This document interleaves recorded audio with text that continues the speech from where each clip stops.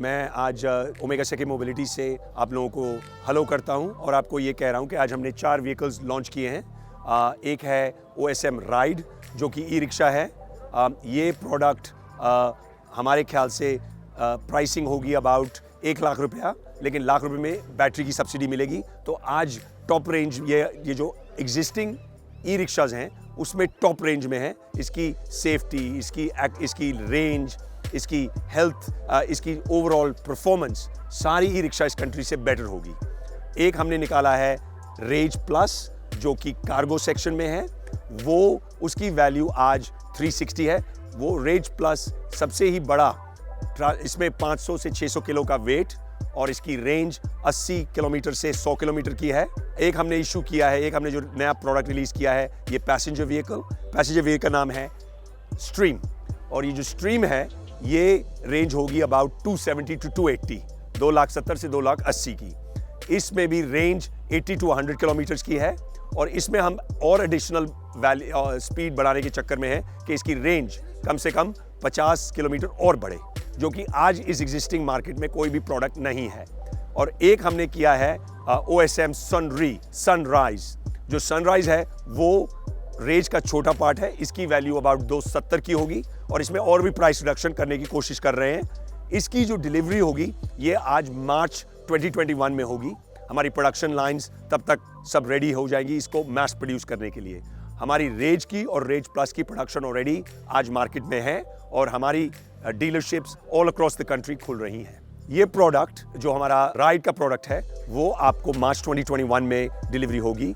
जो सनराइज है और जो कि स्ट्रीम है ये भी मार्च 2021 में आएगा। रेज प्लस ऑलरेडी मार्केट में है और नवंबर, दिसंबर, जनवरी में ऑलरेडी डिलीवरीज अलाइंड हो रही हैं। हमने हैदराबाद में डीलरशिप ऑलरेडी खोल दी है और 20 डीलरशिप्स हम साउथ में खोल रहे हैं दिसंबर और अर्ली जनवरी में।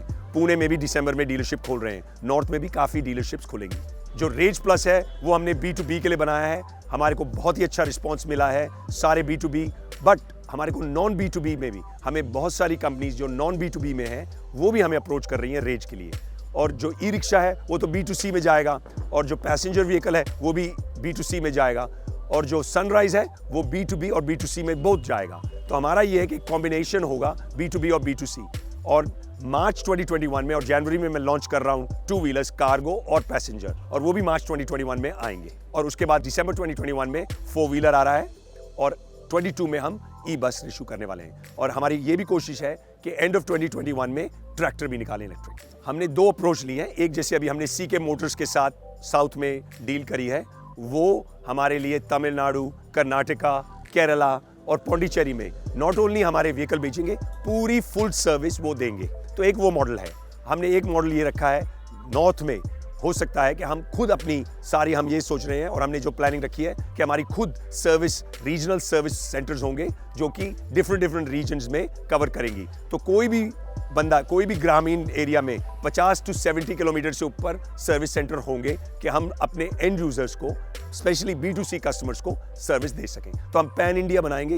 ये प्रोडक्ट सिर्फ एक पार्ट के लिए नहीं है, ये पैन इंडिया के लिए है और ये पैन एशियान के लिए भी हम थाईलैंड में एक फैक्ट्री लगा रहे हैं जो थाईलैंड से एशियान में होगी और सर्विस सेंटर्स होंगे।